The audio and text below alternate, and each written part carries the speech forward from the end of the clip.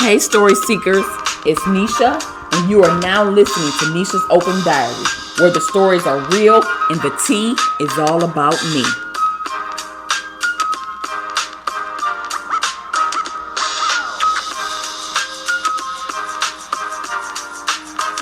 Welcome back to Nisha's Open Diary. Today we're going to be talking about whether or not blood is thicker than water. In reality, in terms of consistency and the fact that blood clots and water runs free, but blood is one of the most toxic substances you might come across in your life. It carries illnesses and diseases, but when it comes to family, it carries DNA and genetics, which binds you to the people in your family. Your family is supposed to be your ride or dies, where if you have no one else or anything else in this world, you are supposed to always have your family. So is blood thicker than water? In my opinion, that's a yes and a no, because I got mixed feelings on the matter. It's complicated because there are things that family can do to make you feel like they are more of an enemy or a foe.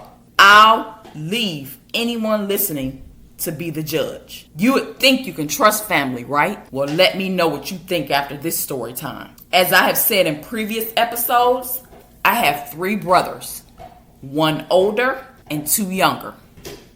The oldest one, I don't trust him as far as I can throw him. He is most definitely the black sheep of our family. Nobody trusts him.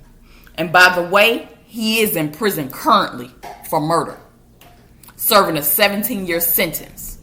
But even before that, I didn't fuck with him.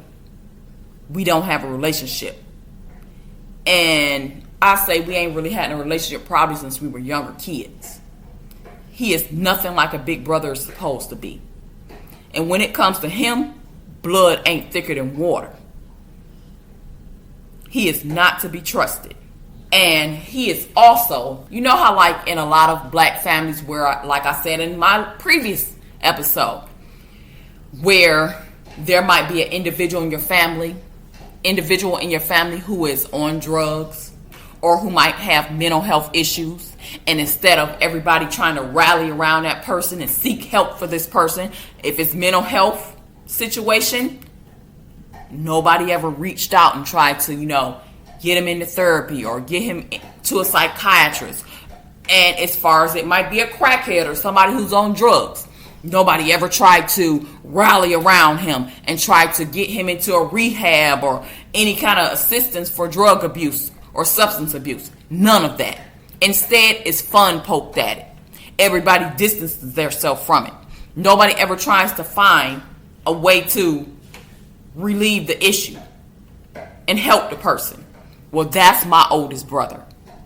And he has both of those issues, substance abuse and mental health issues. And the mental health issues came from the substance abuse.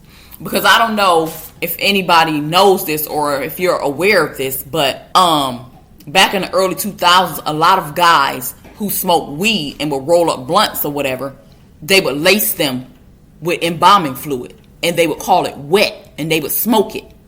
And my oldest brother has started doing that to the point to where it made him crazy as hell.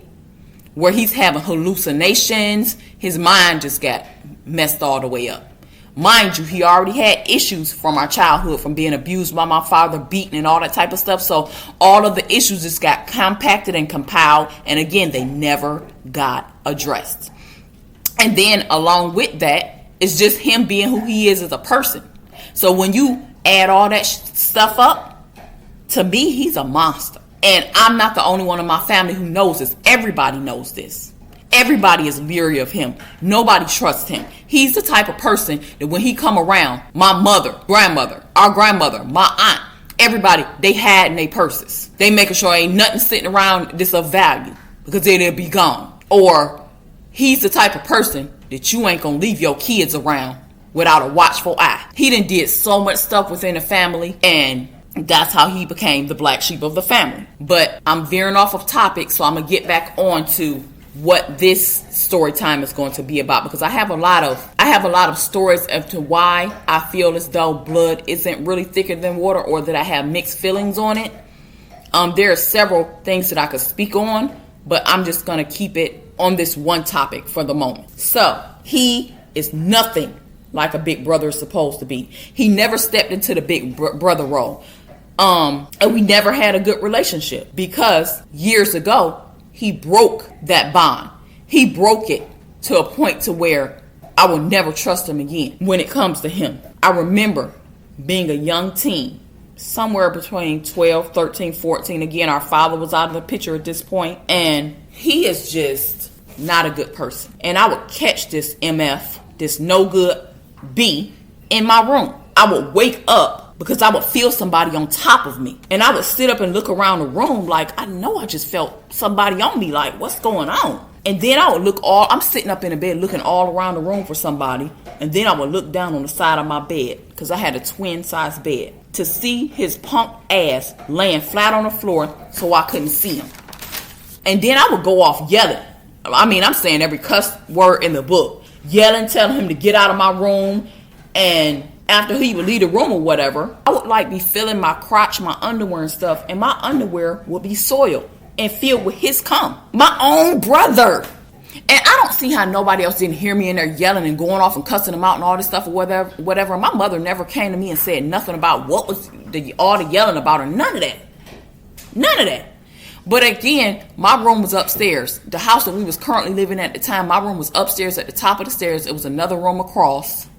It was a bathroom, and then it was some stairs to go up to the attic. And downstairs, my mother and them's room was downstairs in the back of the house.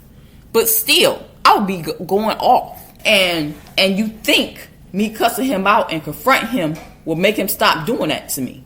No, it did not. And he was the one who broke my virginity and popped my cherry. My first encounter with an STD, yep, you guessed it, from my own brother, from my family, from my blood. Crabs, to be more specific. Blood thicker than water, my ass. I don't trust him. Never have. Haven't seen him in years, and from where I'm sitting, he is where he belonged. In prison, behind bars, where he should have been years ago.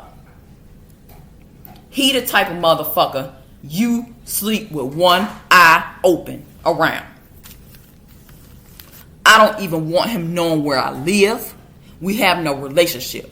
And this ain't even the half of it with him. He is violent. He is unpredictable and unstable. I don't even like him. I would never allow my kids to have a relationship with him. I remember times my mother would be babysitting my kids, and I would find out that he was around. I wanted to get my kids the hell away from there. And what always pissed me off is, even though the abuse and all the stuff that we experienced with my father, my mother always coddled him and always tried to make excuses for him and stuff or whatever. And she knows how I feel about him. And she knew I didn't want my kids around him, didn't trust him and none of that stuff or whatever. And over the stuff that he was doing to me, I don't know, what would you call that? Would you call that rape or molestation? That's her son. That's her child. That is not my brother. And my mother knows how I felt. He is a stranger to me and to my kids, and always will be. I don't consider him to be their uncle. That is my mother's son. And we may even have the same bloodline, but I don't consider him family. And you may say, why didn't I tell anybody what he had done to me? I did. I told somebody who I thought I could trust, my big cousin, and all she did was run around telling other family members, making a mockery of what I had told her, like it was funny or untrue, downplaying what I had confided in telling her. And it didn't matter anyway. My mother took no action. She asked me about it, but the way everybody acted made me go into a shell and not want to talk about it, because apparently it wasn't believed. Nobody was alarmed. Nobody seemed phased for real.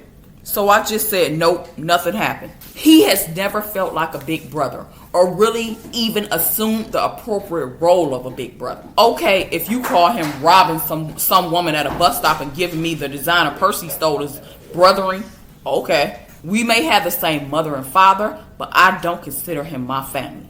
And in some cases, Like this one, blood isn't thicker than water. As you can see, he has done numerous things for me to feel this way. This is only a brief description of the monster he is. And at the time when that stuff was going on, that's when I wish my father was around, because my father would have knew he was doing any of that. He wouldn't even dare do none of that if my father was sitting in the picture, because my father would have beat the brakes off of him. That's the one time my father should have been beating somebody, should have beat some sense into that lost soul, because that's what he is. He is a lost soul. And don't get me wrong, I don't condone violence. I'm just saying, my father should have used all that energy he had to abuse somebody to raise his son up the right way, to be an upstanding citizen instead of a menace to society.